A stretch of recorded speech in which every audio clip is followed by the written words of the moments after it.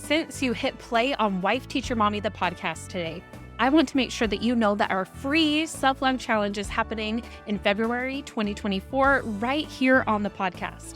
The goal of this challenge is to make creating an intentional practice of self-love even easier than ever simply by plugging in your earbuds and listening for about 10 minutes per day. But for the full experience, you're going to want to get the scorecard so you can enter the giveaways, get the daily journal prompts sent to your inbox, and join us for the live wrap-up podcast recording. Yes, you get to join me in the studio and record the podcast together live.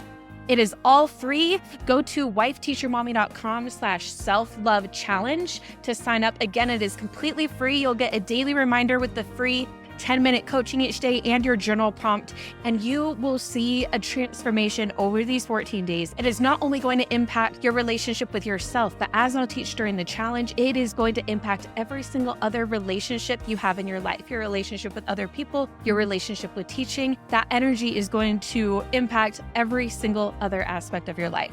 So sign up at wifeteachermommy.com/self-love challenge. It's free. Now let's get to the episode. You are listening to episode number 100 of Wife Teacher Mommy, the podcast. Your biggest teacher questions answered by me. From balancing home and life to toxic family members and decluttering to wanting to fit reading with your kids into your day. We are talking so many teacher questions that have been asked to me that I think will be relevant to all of you who listen to the podcast. So I can't wait to share all of these with you. Let's go.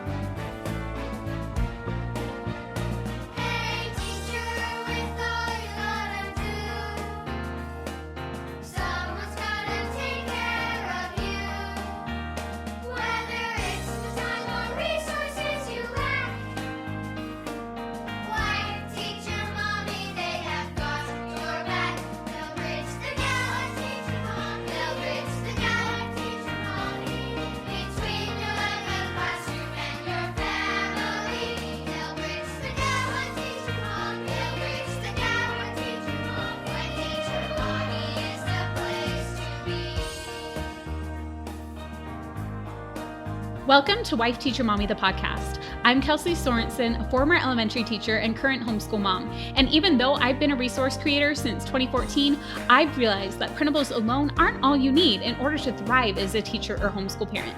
That's why I also created this show and got certified as a life coach to help you finally kick burnout to the curb and feel confident with whatever challenges come your way. With the right mindset strategies and new teaching inspiration, you're going to be well on your way to your best teacher life. Now let's go.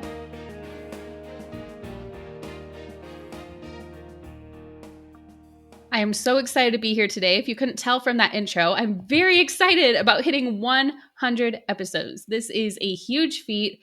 And in the podcasting world, it is a big deal because so many podcasts never make it to this milestone, especially the fact that I have been consistent with releasing at least one episode every single week for, not 100 weeks because I've done 2 episodes for quite a bit of that time. But for 100 episodes, we have been completely consistent with at least one episode per week here for all of you. And for me, I want to celebrate that because I want to be here for you.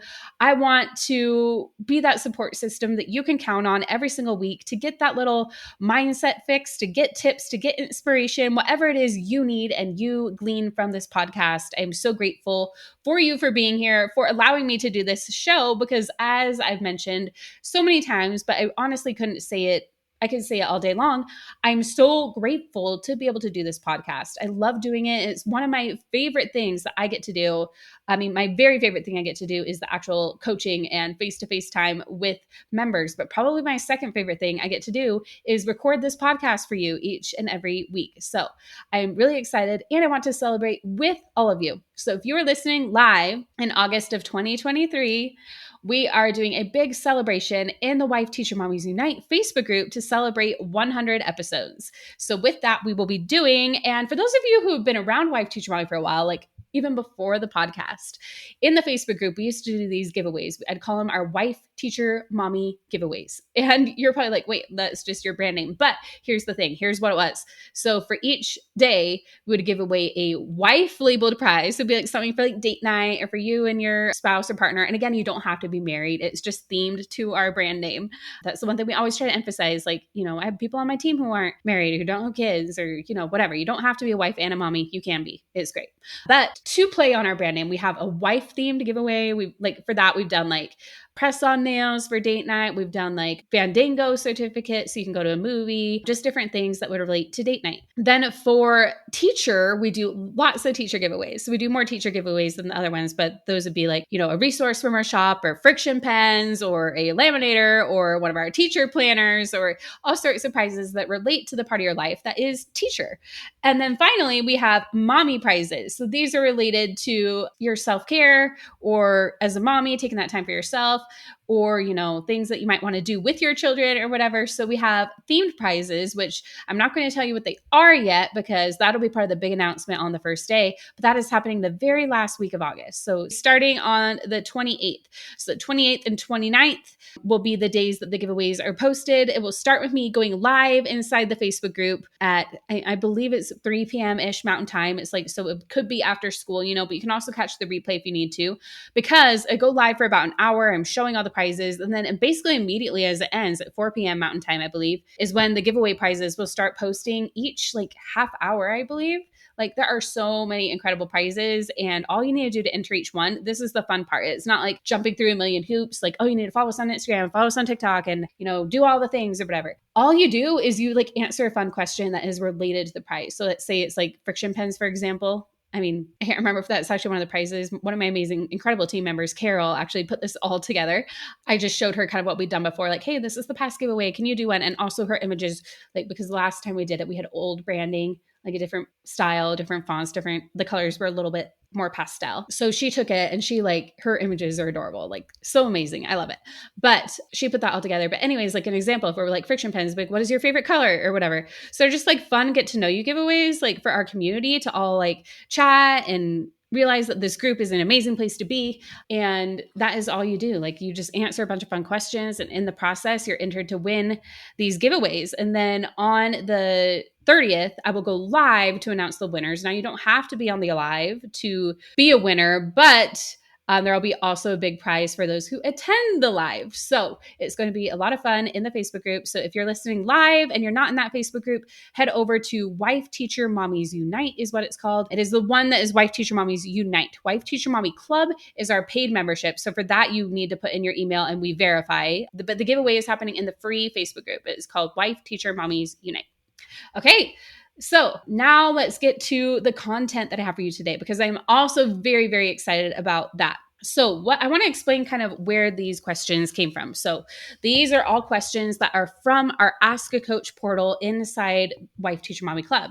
And what this is our members, they can come in whenever they want and submit a question. They just kind of put a title and then they put their question. And then one of our coaches, which right now is me and Chrissy Nichols, one of us will answer the question and then it will be posted for everybody to see, but it's anonymous. So like, I'm not going to share any names of who posted these questions. And even inside the club, you would be able to come in and read it and you wouldn't know who posted it, but you would be able to get to learn from everybody's questions. And that's what I love about it, because the thing that I've learned about group coaching is that one person's coaching is everybody's coaching. And people were saying this over and over at like Educate and Rejuvenate and our 3-day teacher transformation. And so many new members of the club, or the participation in the coaching is like off the walls right now. Like so many teachers are excited and engaged, and the community has just been amazing lately. Incredible. Just the vibe. I'm just such a high vibe environment. All these people who've been joining us and the relationships we're building. I can't even with it. It's so good. But these questions, anybody can come in and ask them and everybody can read the answers. But again, you just get to put those in. Chrissy or I will answer them. We've actually had so many members putting in questions that we're still like catching up on some of the questions because it's so so incredible. We aim to answer all of them within once a week, but we had a challenge where there was daily entering questions and so many members rose to that challenge. It was incredible. So I hopped in to help Chrissy because usually Chrissy answers more of them, but I hopped in to help. I answered a bunch of them and then I took some of the favorite ones that I answered. And that is what this episode is today. It took quite a bit of time, because when we answer your questions, we don't just type whatever the first thing comes to our mind. We want to make sure that we have a really good, really thorough response for those of you who are members who submit to Ask a Coach. And I was like, you know what? I took a lot of time answering these questions, and I know our members can go in and look at it, but I really want even more people to benefit from this. So that is why I decided I wanted to do a podcast episode and share some of these questions and answers, because I know those of you who are here on the podcast will also greatly benefit from them. So what I will do is I will read the title of the question, and the title of the question and the question itself were user generated. That means they were submitted by a real teacher or a real homeschool parent who was inside Wife Teacher Mommy Club. And then the answer comes from me. So I will be reading what I previously wrote to this person. Okay, so let's start with question number 1, which is titled How to Balance Home and Life.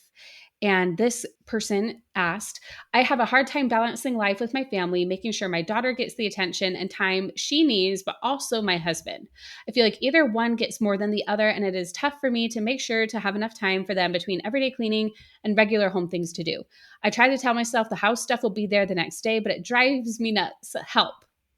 Now, the answer from Coach, which is me, what I had to say was, one thing you could try to ponder on here is what your expectation is for your home and your life. It sounds like you might have what we call a manual for what you believe your home and time with each family member should look like. A manual is an unwritten and unspoken agenda that we hold ourselves or other people to. We will teach some more about this on future club calls.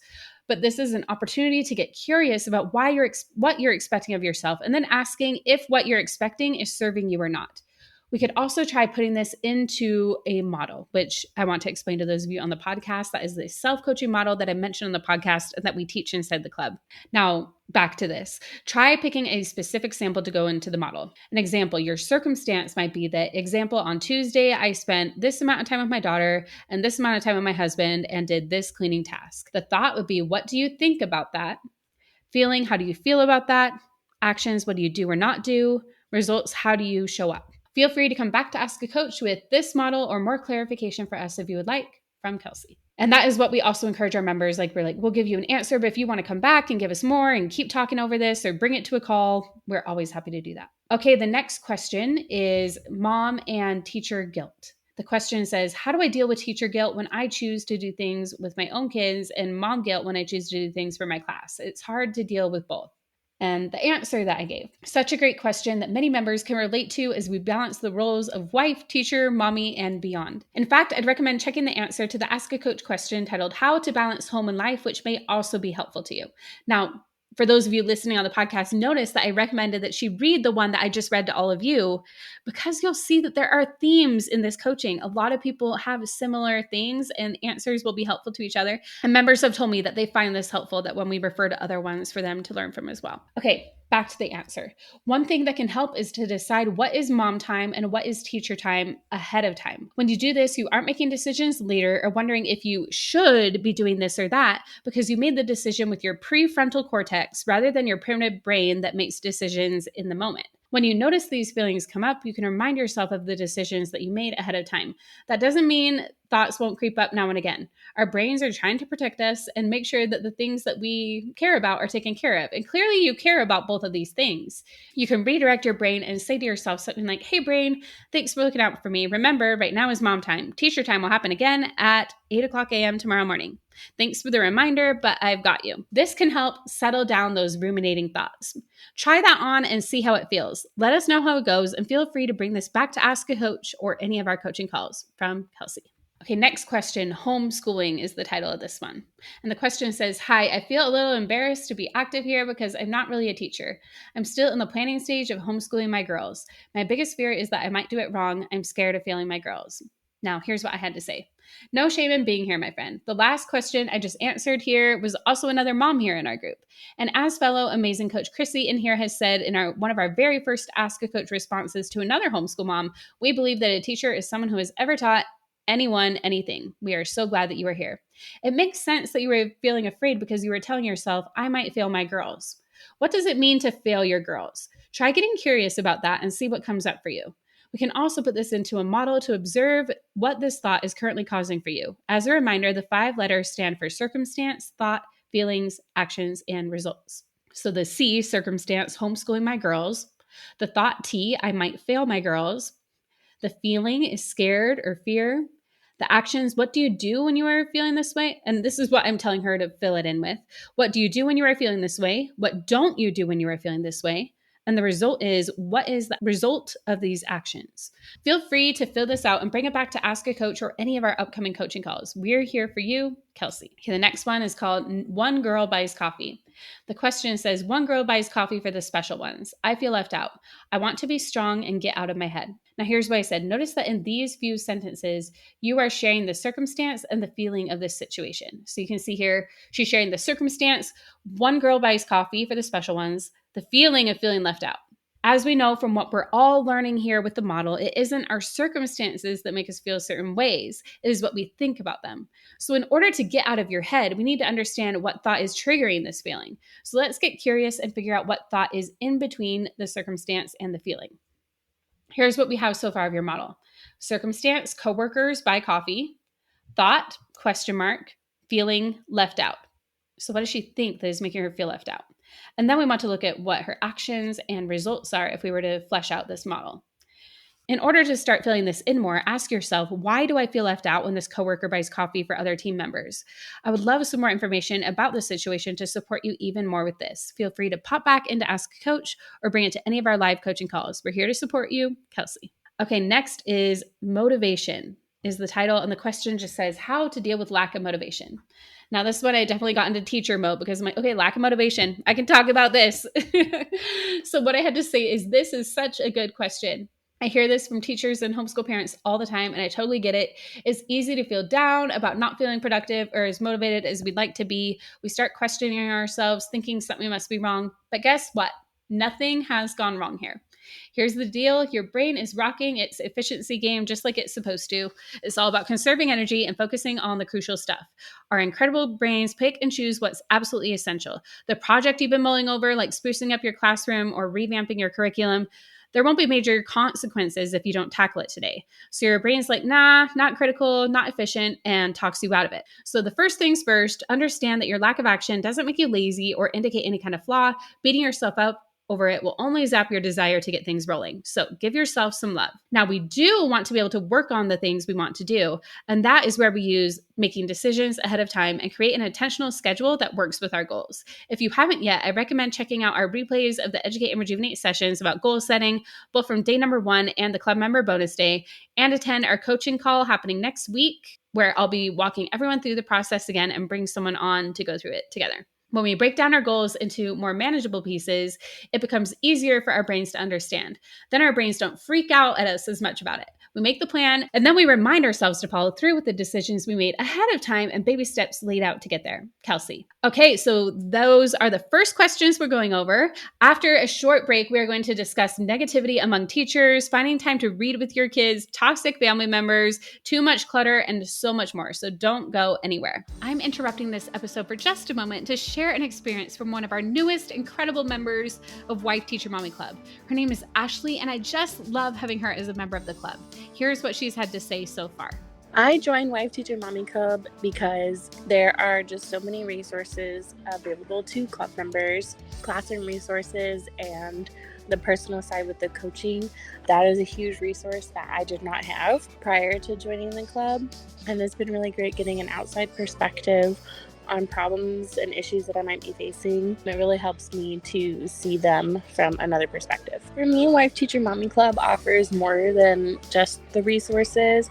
It has that coaching component, and it has the Facebook group and the community component. It also has, that professional development component, the Educate Rejuvenate series, and all of those things together, I think, help me in my job as a teacher. It's not just a one-off thing. All of that together really helps make the whole package. I want all of the things, and Wife Teacher Mommy gives that to me. To learn more about Wife Teacher Mommy Club, go to wifeteachermommy.com/club to request an invite for the next time that we open the doors. I hope to see you inside the club soon. Okay, we are back. And our next question is, how do I handle negativity among the teachers? She says, I teach 3-year-olds at a small preschool. This summer, we are getting a new director who most of us know already, and we are applying for a new type of license. The new license involves a lot of changes, and I am expecting lots of drama and negativity when we return to school at the end of August. I do not like negativity at all. I get very anxious and closed off, and I have a physiological reaction when the talk turns negative, especially when those complaining want me to agree with them. How can I be proactive in preparing myself for complaining and drama that might come with having a new director and the other changes that will be taking place? And here's what I had to say about that. Such a great question.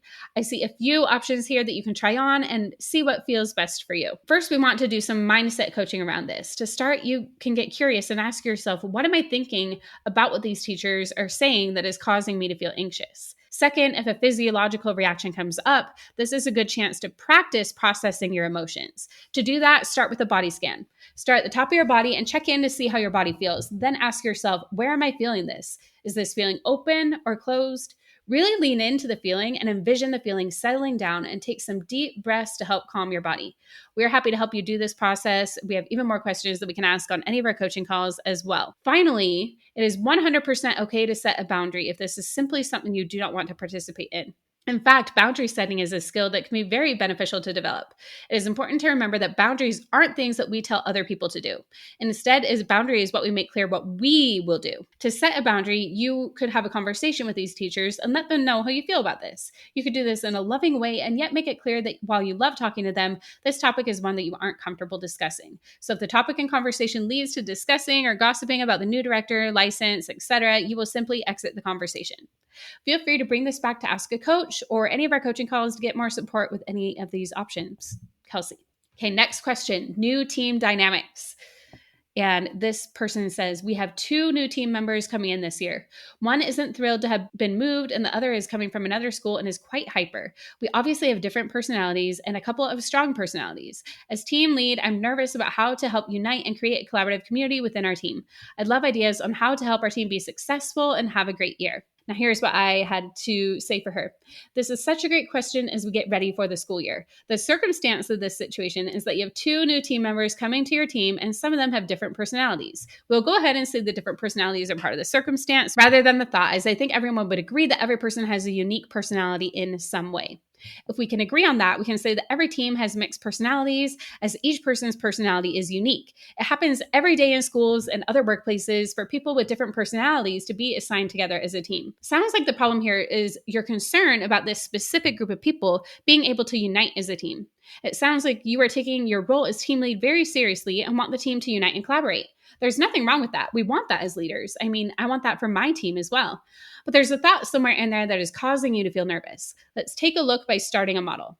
Circumstance, group of teachers with their own unique personalities assigned to my team, and I am the team lead. Thought.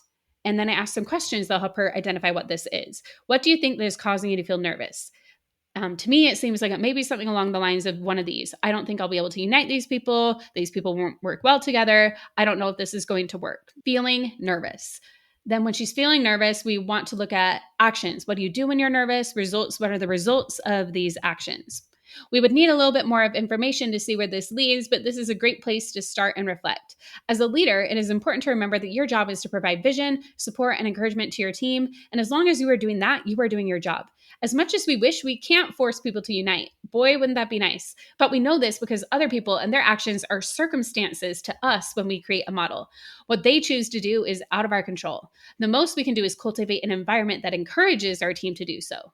This is where it gets interesting, though.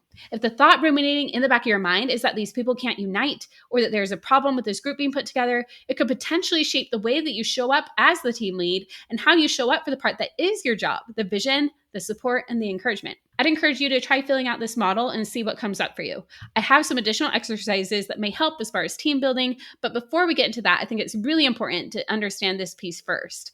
Feel free to give us an update if you'd like. We'd love to hear more and support you in your leadership role, Kelsey. Okay, next question. Toxic family members. What do you do when you have a toxic family member? This person always seems to cause tension and drama in the family and never takes responsibility for their actions. I feel frustrated and annoyed whenever they are around, but I also don't want to be unkind and tell them to never come near me, as this would upset other family members. And here's what I had to say. Families, we love them, and because of that, they can bring up lots of thoughts and feelings. I want to focus for a moment on the second part of your question. You stated that you didn't want to tell this person not to come around you. I agree that we may not want to do this, as this is trying to tell someone else what to do. However, there is nothing wrong with holding a boundary if someone is treating you or others around you in a way that you don't want to be around. A boundary is something you create for yourself and not to control other people. Healthy boundaries promote self-responsibility and empowerment and can actually lead to closer relationships. But first, you must be clear about what your boundary is. What is crossing the line for you? What behavior this family member does is too much. When you get clear on that ahead of time, you know what your boundary can be. This can simply be that you will leave the room or wherever you are when the person does those things. You don't need to communicate the boundary until it has been crossed. For example, say your boundary is that when this person starts raising your voice, you'll be able to say something like, listen, I don't want to be talked to that way. If you continue to do so, then I'm going to leave. This still allows your family member to choose how they're going to behave, but instead what you are going to do if it continues to happen. Also, while I honed in more on the second part of your question about boundary setting, we'd be more than happy to also help you work through a model on this situation as well if you'd like to get more insights on what thoughts about this family member are causing you to feel frustrated and annoyed. This might be another route to go if you feel that holding a boundary is not right at this time, such as you want to be able to be around the other family members when this person is around. Feel free to come back to Ask a Coach or any of our coaching calls for more support with this. Kelsey. Okay, the next question. What is the best way to prepare for an interview? How should I prepare for a teaching interview to help keep my nerves calm and relieve anxiety? And here's what I had to say. Another great question in Ask a Coach. Thank you for bringing this up for all of us to learn from. Let's talk about the nervous feelings you're having about this interview. One thing that is scientifically proven to help us calm our nerves is to take 7 slow, deep breaths all the way down to your diaphragm. Like stomach breaths, not the chest breathing that we always do. Another thing that you can do when you notice your nerves at the moment, since you can't stop and take a break to coach yourself mid-interview, is to channel your nervous feelings into excitement. It may sound crazy, but have you noticed that the sensations in our bodies between nervousness and excitement are very similar? Blood flowing a little faster, heart pumping, bursts of energy. Before your interview, you can think about why you are also excited about this interview. Are you excited to share all that you have to offer this school and your unique skills? Could this be a great opportunity to make connections, whether or not you are offered the position? Then when the interview is happening, you can notice that nervousness in your body and quickly remind yourself, this is exciting because that reason you decided ahead of time, and channel that energy towards the excitement. If that doesn't work for you, you can simply remind yourself that you see and feel the nervous feelings, and that's okay. There's nothing wrong with that, and you can keep going with the interview. Just tell the nerves, hey nerves, I see you, I feel you, no problem. We're doing this interview and it's okay that you're here. If you want to work through any specific models related to this scenario, feel free to bring this back to Ask a Coach or any of our coaching calls. We're rooting for you and you're going to rock your interview. Kelsey. Next question, read aloud's question. I think reading with your kids as a homeschool mom as well as a non-homeschooling parent can be a pretty crucial activity in a child's life for so many reasons. My question is, say you're extremely limited on time, such as a single mom or mom who works outside the home but homeschools her kids, or a mom who has had a ton of responsibilities and lots on her plate. What are your favorite tips about incorporating read aloud time with your kids in a day that's already maxed out? And here's what I had to say. Great question. So often we feel the need for things like this to be significant every time to be meaningful, but it's more around building habits and routines than anything else. What if we set a minimum baseline? A minimum baseline is something that you can do any day, no matter what, no matter how busy or how long the day. For example, this could be reading 1 page of a book with your kids before bed. The key is that a minimum baseline is something that is really easy and doable. It might even feel silly or pointless, but it's not pointless. Every little bit helps, and setting a minimum baseline helps us build a habit. It takes 21 days to build a habit, but not very long to break one. In this example, we know that at a minimum, we'll read 1 page, but that can easily be more pages on days that we have more time, or if we didn't feel like it, we might build momentum and get to more than 1 page. But you'll know that all you need to do is that 1 page. Let us know how this goes. Feel free to bring this or anything back to Ask a Coach or to one of our live coaching calls. Okay, the next question is too much stuff.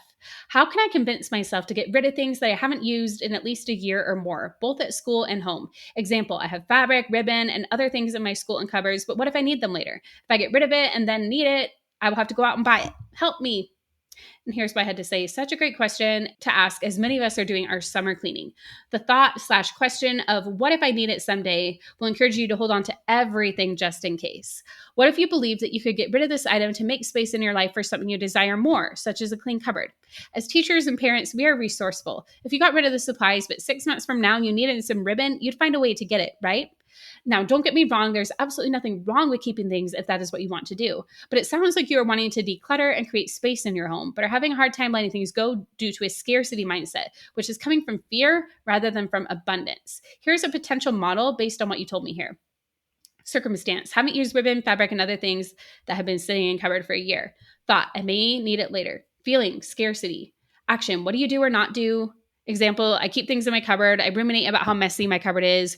Result: what is the result of this? Potentially, I'm putting off having a clean cupboard until later.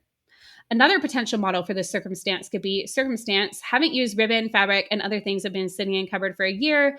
Thought: example: I'm making room for, insert your why. Feeling: abundance. Action: getting rid of the things, having a cleaner cupboard. List whatever the benefits would be. Result: what is the result? Examples: I have a cleaner classroom. I become a person who trusts herself, because you are allowing yourself to let go of something and know that you will find it again if you need it. We have no preference of whether you get rid of these things. The most important thing is that you like your reasons for it. Okay, next question. New member: where to begin? I just joined Wife Teacher Mommy Club yesterday, and I'm trying to navigate everything to the best of my ability. Where would you say a teacher who's feeling overwhelmed with the coming year should start on the website? Being overwhelmed is coming from switching grade levels 4th to 5th, having my students 2 years in a row, departmentalizing for the first time, and expecting my first baby in December. All of these changes I'm excited for, but just feeling very overwhelmed as well. Welcome to the club. We are so excited you are here and eager to help you start in your journey. I would recommend starting with the Member Success Hub here. You'll find some intro videos that I recorded, as well as the replay for our most recent Member Success call, which I would recommend watching. And then I gave her the link. These will guide you through everything there is to know about the club. Next, I would recommend choosing one coaching call and adding it to your calendar so you can get a feel for the coaching and see what it is like. You can bring any of these topics to coaching: switching grades, departmentalizing, you name it. We're happy to walk you through what's causing your overwhelm or process the emotion on a call. Simply pop in the chat if you'd like to be coached. You can also submit any questions to ask a coach, just like you did here. And finally, I would head over to the member shop and pick a resource to download and get ready for your classroom. As you're having a baby in December, we have some great maternity leave resources that you'll want to check out. Remember, you will get exactly what you need for the club. Don't feel the need to utilize every resource, listen to every coaching call, or watch every Educate and Rejuvenate session. Just like if you signed up for a gym, you wouldn't be able to join every class, or the fact that you weren't able to watch every movie on Netflix. You get to choose what is right for you. We are rooting for you with all the changes this school year. If you have any more questions about specific resources or working your way around the club, email hello@wifeteachermommy.com for a quicker response time, but feel free to pop any questions in here related to your overwhelm. Cheering you on, Kelsey. Facing conflict with coworkers. When I suspect that someone is upset with me, I immediately start worrying. It takes up so much negative energy and space. Also, when we do meet to talk it over, I've usually magnified the problem to where it is even bigger than it was. Any advice?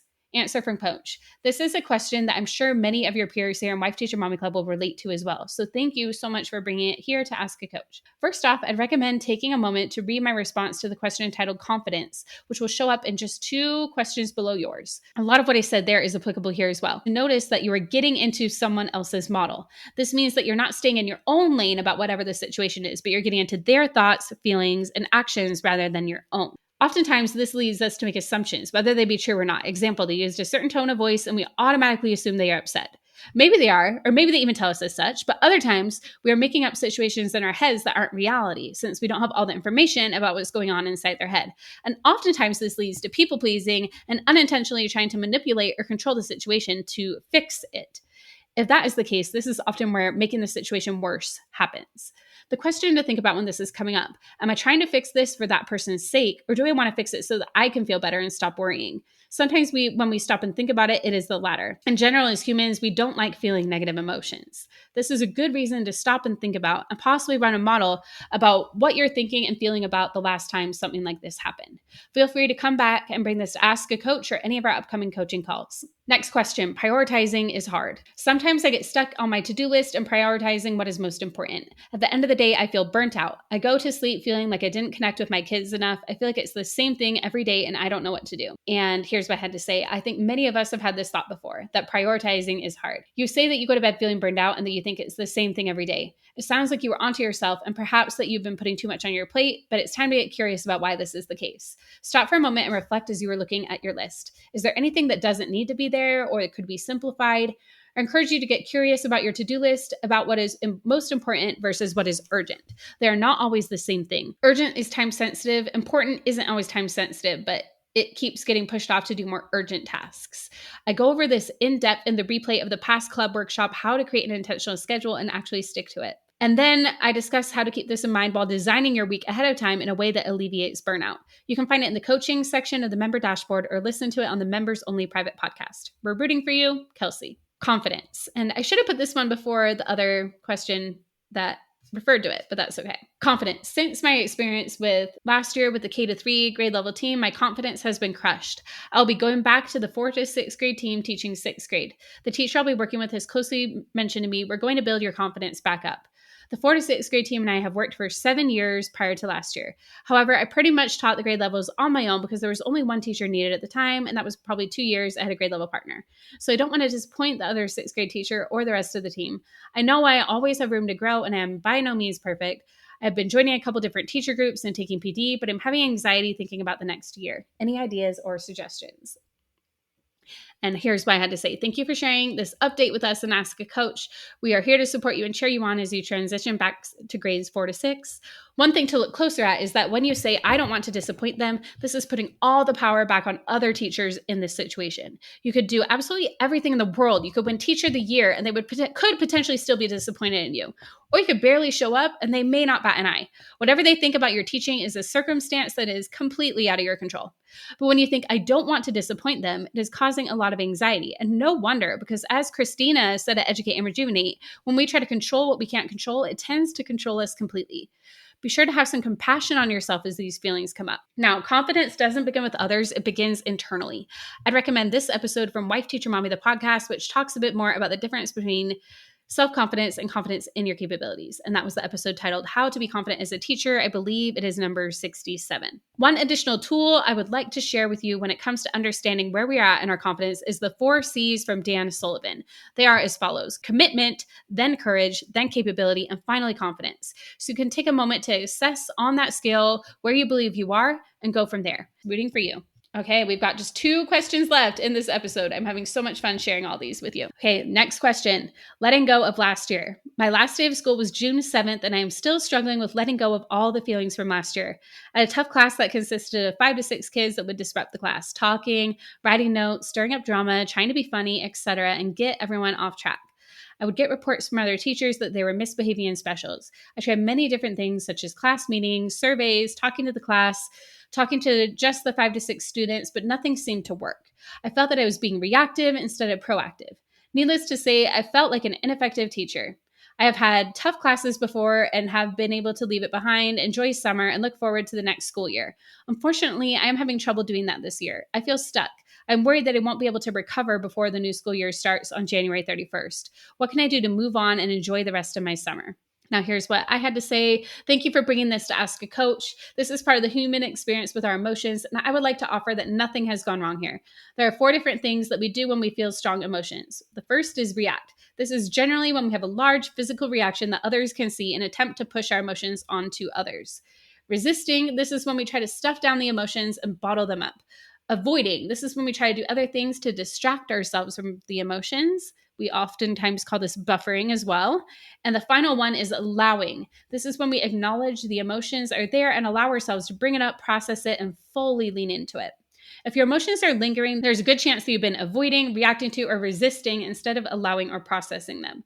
Usually when we allow ourselves to fully process an emotions, the feelings will settle.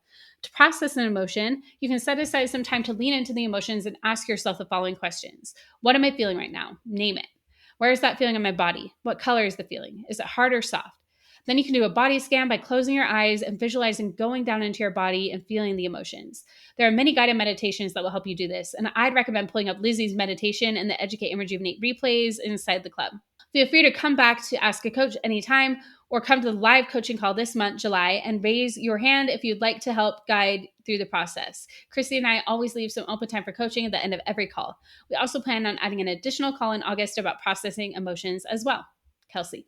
How do I change my perspective of my wins? I always have difficulty thinking of something to celebrate, a win. I often suffer with depression, and when I can't think of a win, it makes the depression worse. I start feeling frustrated and disappointed with myself when I can't see my wins. Logically, I know that I have something, even if it is something small, like I kept it calm during a student meltdown, or I completed one thing on my list for today, or even I just got up in the morning. Even when I do think of these things, I end up telling myself that it's not a win since it's something that should be done anyways. Okay, now here's what I had to say to that. Getting out of bed when you have depression is definitely a win in my book. In fact, in our coach training, we were told that clinical depression goes into the C line, meaning that it is a circumstance out of our control. So let's keep them in mind while we dig into it and give so much grace as we go. Side note, while we are here to support you inside the club, if anyone reading this or listening to this is in need of more support with depression, we highly recommend working with a therapist if you are not already. The 988 Suicide and Crisis Lifeline is a 24-hour, toll-free, confidential suicide prevention hotline available to anyone in suicidal crisis or emotional distress. Okay, back to the question. Let's put this into a model to start. Circumstance. Wrote down my 3 wins, helped a student from a meltdown. I completed something on my to-do list, got out of bed. Thought I should have done that anyway. Feeling, how does it make you feel when you think you should have done this anyway? Action. What do you feel when you are feeling that way because you think you should have done it that way? What do you do? What don't you do? And result, what is the result of these actions? One thing to notice in the thought is the should. In general, when we tell ourselves we should do something, we tell ourselves that we aren't good enough. This may be tied to expectations you're creating in your own mind about your wins that aren't realistic for you. Maybe at this time, or maybe not at all. We may think wins need to be big deal things, but what if that isn't the purpose of owning our wins?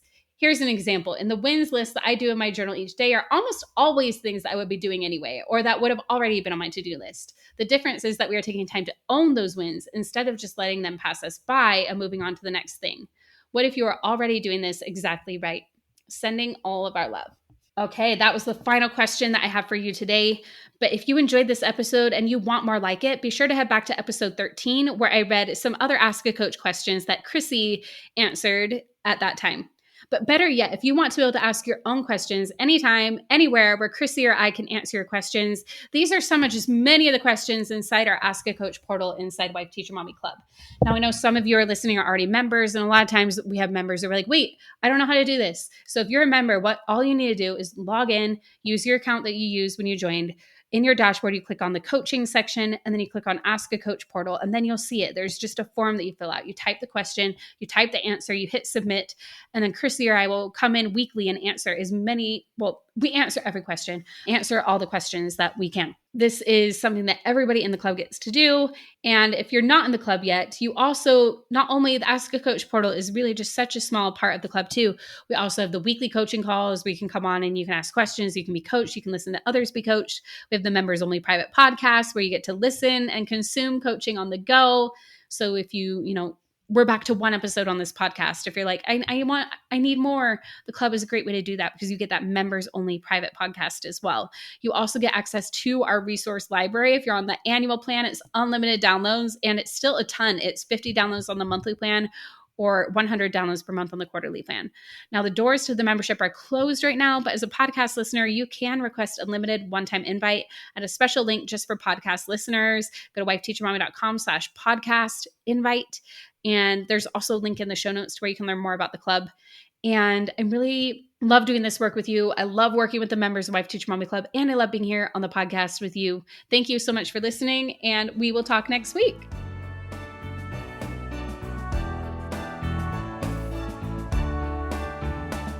If you enjoyed this podcast, be sure to hit subscribe so you don't miss an episode. And if you're ready to take the next step and work with me and take everything you learn on this podcast to the 10x level, I'd love for you to join me inside Wife Teacher Mommy Club. You'll get access to a library of 1,000+ resources that will help you take back your time. The resources alone easily pay off your club membership. Plus, if you join us on the quarterly plan or above, you'll get our luxury leather-bound teacher planner, a $50 value shipped to your door for free. But in my humble opinion, the most important part of the club is the opportunity to get coached on whatever comes your way that you can thrive in teaching and life. You'll get to join weekly coaching calls with me and fellow club coaches to not only listen and consume this content, but really apply it to your life. This is where the magic happens. The doors are closed the majority of the year, but you can request a personalized invitation as a podcast listener. Simply go to wifeteachermommy.com/podcast invite to learn more. You can also find the link in the show notes. I hope to see you face to face on Zoom soon inside Wife Teacher Mommy Club.